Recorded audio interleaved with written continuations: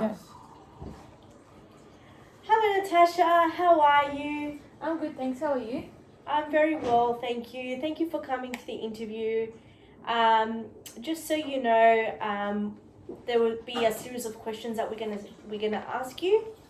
If at any time you need to take a break or you need us to reword a question, please let us know, and we're happy to do that. Yep, that's fine. Yep. All right. So the first question I'm going to ask you is, what skills can you bring to the organisation, and why do you want to work here? So as you know in my application, I have 6 years experience in the reception field. I can answer phone calls, transfer phone calls, book appointments, assist inquiries, patient inquiries, clinician inquiries. I can also compile and make medical record files as well. And I also have assisted in WHS audits in the past, assisting managers, and so forth. So I can bring a lot of experience. I'm very energetic and very motivated, and I'm more than happy to implement these ideas in the workplace too. Yep. And why do you want to work for us? Because I believe that it's going to help with my professional development and my future career goals. Perfect. And how would you rate your technical skills? So what software or programs are you familiar with, like Office, Word, and Out of 10. yeah, Like how I rate it in terms of whether you're a beginner, intermediate, advanced? I would say I'm probably advanced. Yep. And what programs are you familiar with? Is that with Microsoft Word? Is it with Office, Excel? I'm really confident with using Microsoft Word, Outlook, and Microsoft Teams. Perfect. What actions would you take if you witness a co-worker being bullied or harassed, or someone using nasty phrases in the workplace? I'll probably escalate that to my supervisor. I'll probably interfere if it gets very, very serious and be like, that's not appropriate to discuss these matters in the workplace.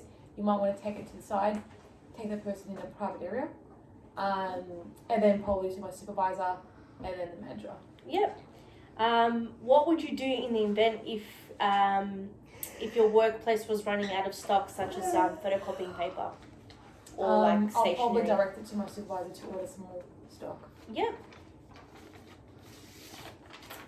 So the fifth question is, why is it important that visitors and contractors need to be signed in as they enter a site, and what's the importance of their induction and record keeping in terms of being completed?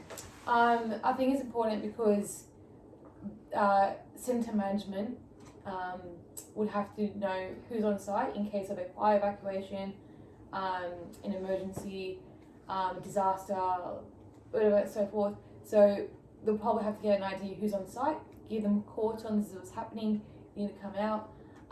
It's also very important to do induction because we need to introduce them to our evacuation points, assembly points, our evacuation exits as well, and also, of course, where the toilets are as well. And yeah. Perfect. Alright, so Natasha, the sixth question is, how would you maintain privacy and confidentiality in the workplace?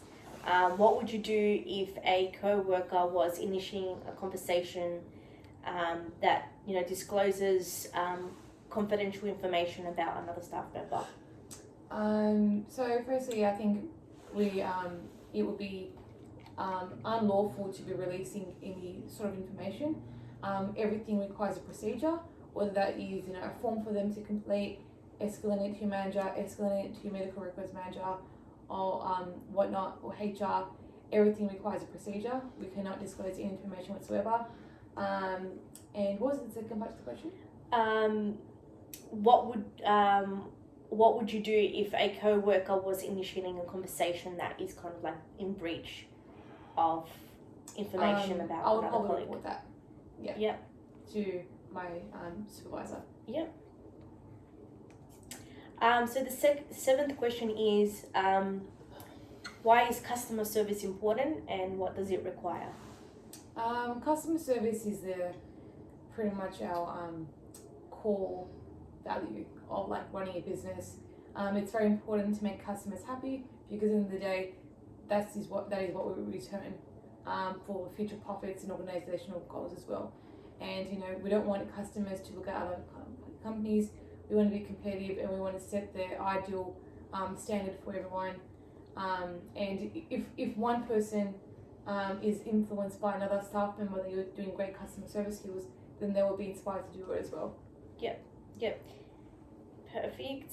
And the last question for today's interview is, can you describe an example of a situation where you have been required to manage an aggressive customer, and what steps did you take and what was their overall result? And maybe just specify as well if it was face to face or over the phone. Yeah. Well, one that kind of rings out to me is a code black situation that we dealt with. It was a face-to-face matter. So one of the patients were getting very, very impatient, waiting for to see the clinician, and then they just started yelling and screaming and then punching the vending machine. So then I had asked the children and their mothers that were in the waiting area at that time to step aside and enter another area that is more secure. And then I also had asked staff members that were around that section to also evacuate and go back to the offices and to stay there until further notice. I sent an email out to the entire centre and asked them, please do not come to this area. We are having a code black. So that they are not put into a risky environment. And then I had then called my manager afterwards and told her what happened. And then I had to report it in our risk register book. Yep, perfect. Yeah. Okay, well, thank you so much, Natasha, for attending the interview. We will notify you within 2 weeks if you are the preferred or the successful candidate. In the meantime, before we end the interview, is there any questions that you would like to ask us?